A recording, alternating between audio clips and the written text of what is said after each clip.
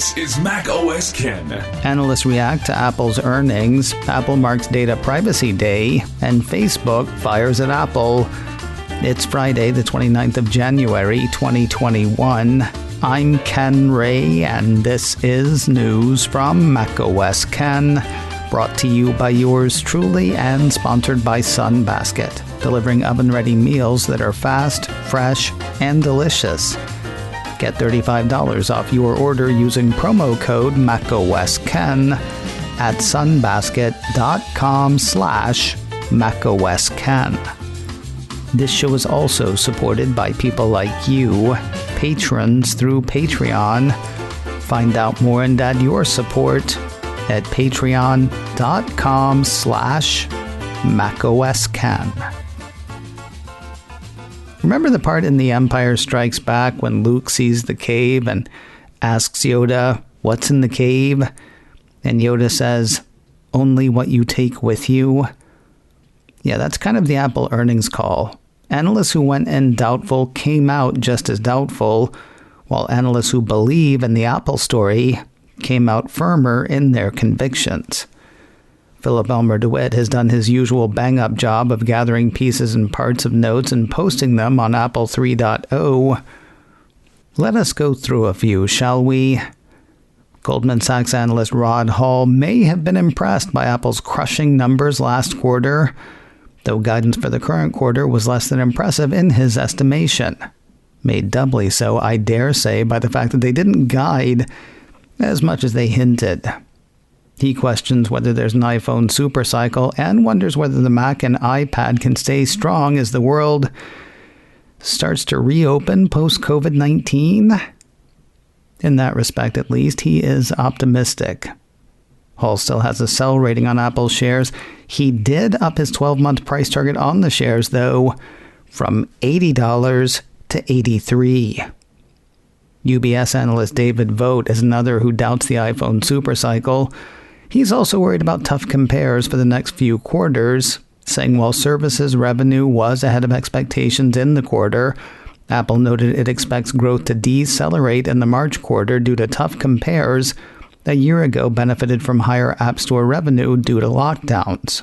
Moreover, we believe long-term services growth will decelerate to low double digits in fiscal year 2022, largely due to slower growth in digital services, which have benefited from work from anywhere related to the COVID-19. So services will keep growing next year, but only by over 10% or something. He's got a neutral rating on Apple shares. His price target on the shares is $115.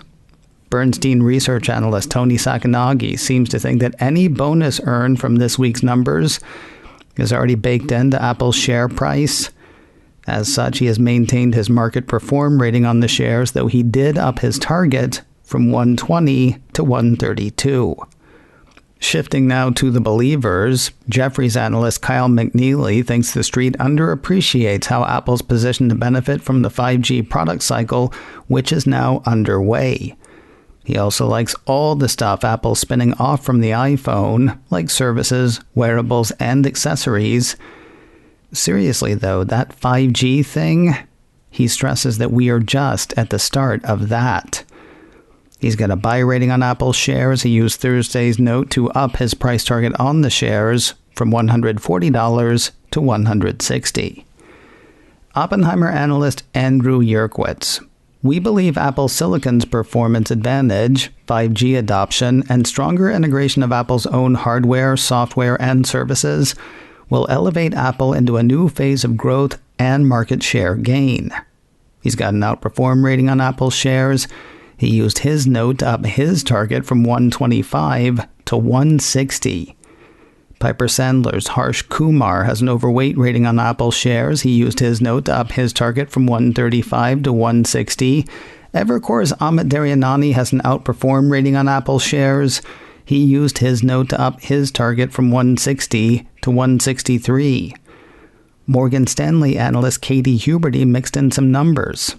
Active device installed base growth accelerated to 10% from 7% a year ago, while services monetization grew at the fastest rate in several years.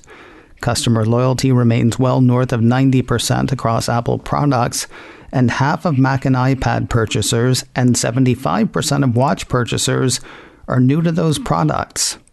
She was also impressed by recovery in China, how it wasn't all tied to iPhone. Then there was the future stuff. Quoting her note again, without commenting on specific plans, Apple also acknowledged that new markets, both entirely new product categories and products that are adjacent to the current portfolio, will contribute to growth in the coming years. Huberty has an overweight rating on Apple shares. She used Thursday's note to up her price target on Apple shares from $152 to $164. And finally, while Wedbush analyst Daniel Ives did not up his price target, he did issue not one, but two notes, saying Apple's earnings are proof of his iPhone supercycle thesis. He maintains his outperform rating on Apple shares. His price target on the shares is $175. Yesterday was Data Privacy Day. I'd have gotten you a card, but I wouldn't know where to send it. That's kind of a privacy joke. It may need work. Apple marked the day in many ways, with a press release, with a report illustrating how consumer data is harvested, and with info about app privacy labels and app tracking transparency. Of course, we already know about the app privacy labels. Those are the notices in the App Store letting users know what kind of info apps collect.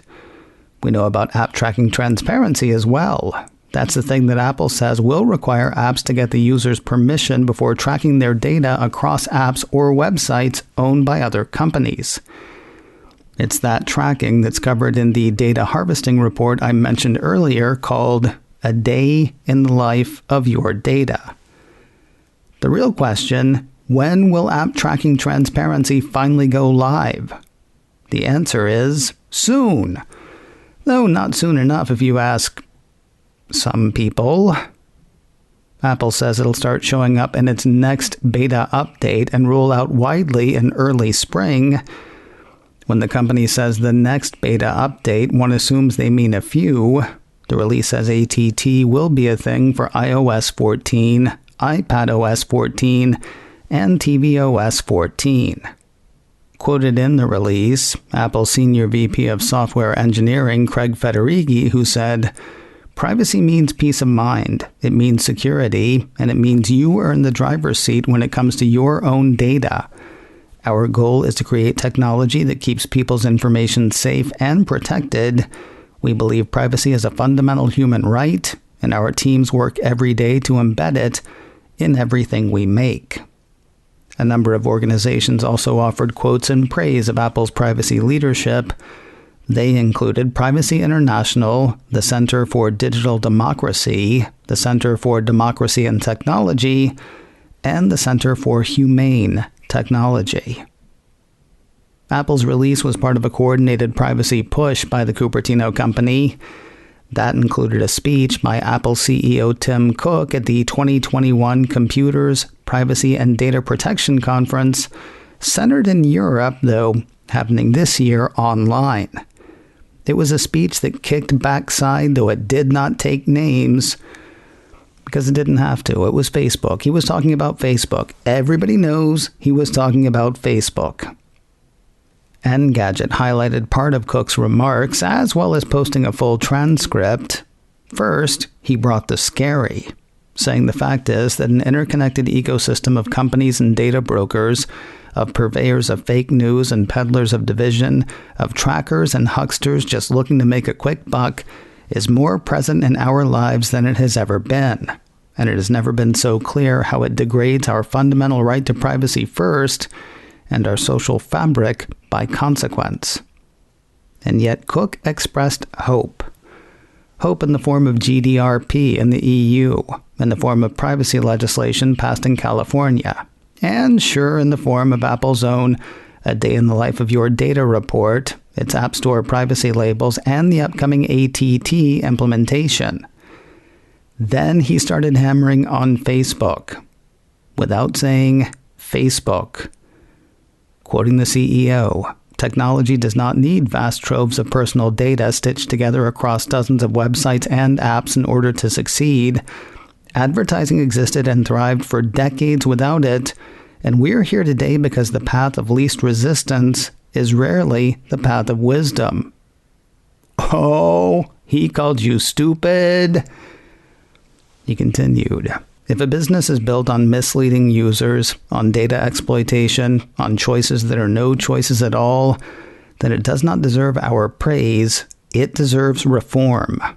At a moment of rampant disinformation and conspiracy theories juiced by algorithms, we can no longer turn a blind eye to a theory of technology that says all engagement is good engagement, the longer the better, and all with the goal of collecting as much data as possible. Too many are still asking the question, how much can we get away with, when they need to be asking, what are the consequences?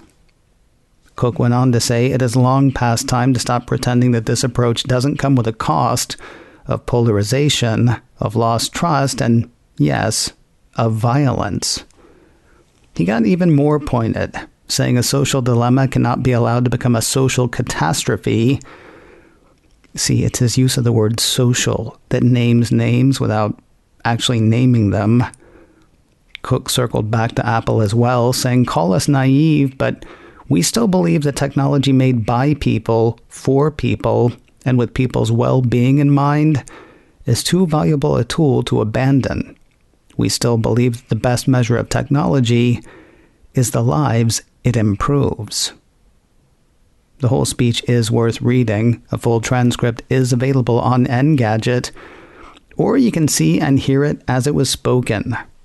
Cook's presentation is available to watch on YouTube. More on the privacy battle royale in a moment, but first a word from Sunbasket, delivering oven-ready meals that are fast, fresh, and delicious. You know how you have that thing that you make that's good enough for you, but you wouldn't necessarily give it to anybody else? I've got a macaroni and cheese like that.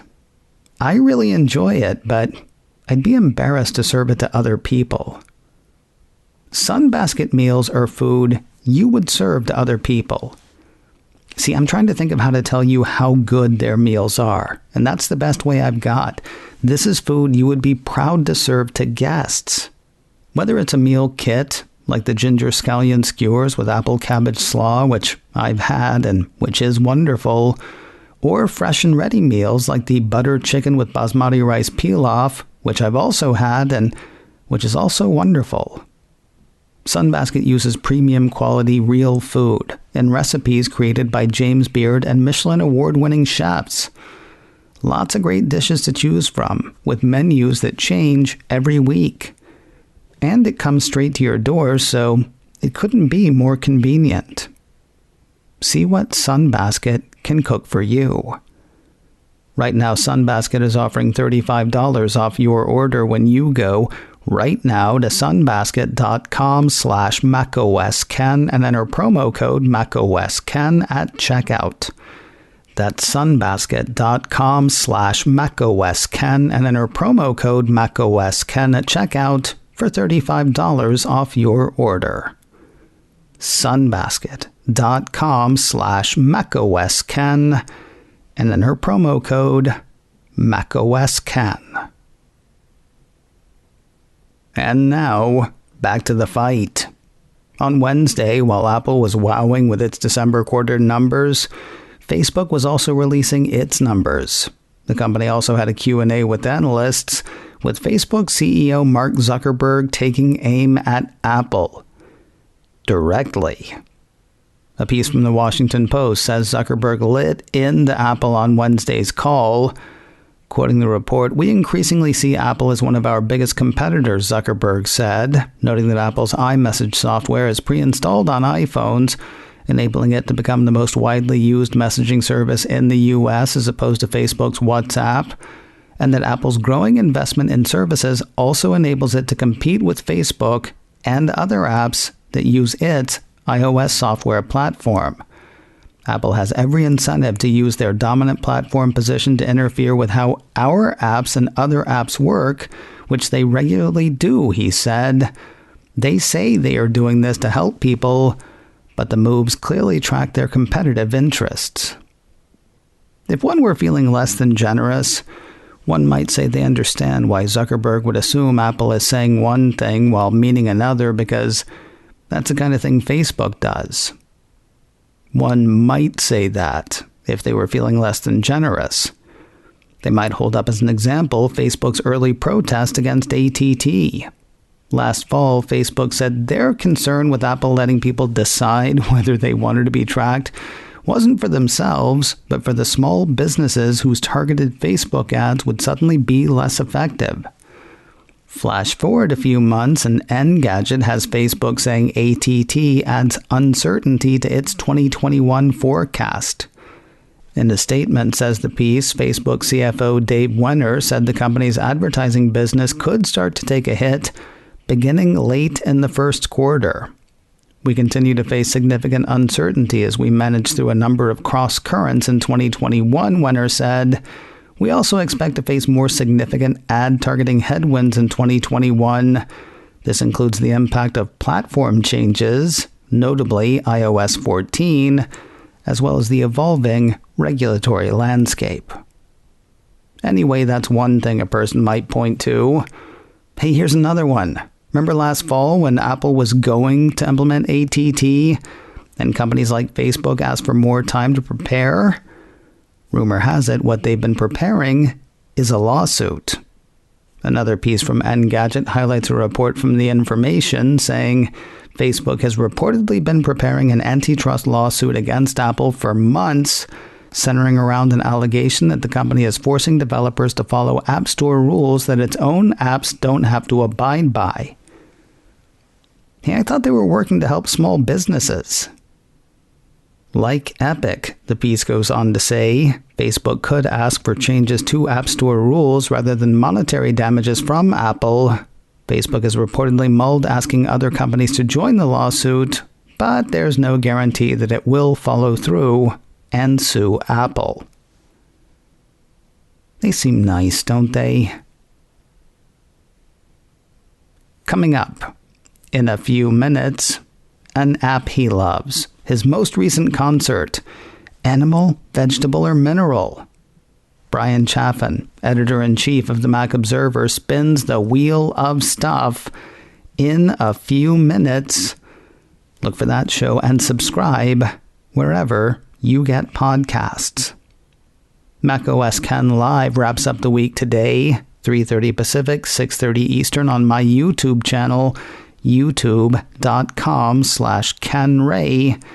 Catch it live or on replay there. You can also grab the audio podcast, macOS Ken Live, wherever you get podcasts. macOS Ken, brought to you by me and sponsored by Sunbasket. Get $35 off your order using promo code macOSKen at sunbasket.com/macOSken. This show is also supported by people like you, patrons through Patreon. Find out more and add your support at patreon.com/macOSken. Advertising handled by Backbeat Media, online at backbeatmedia.com. You can reach me a couple of ways. Info at macosken.com or call 716-780-4080. Until next time, that is news from macOS Ken. I'm Ken Ray.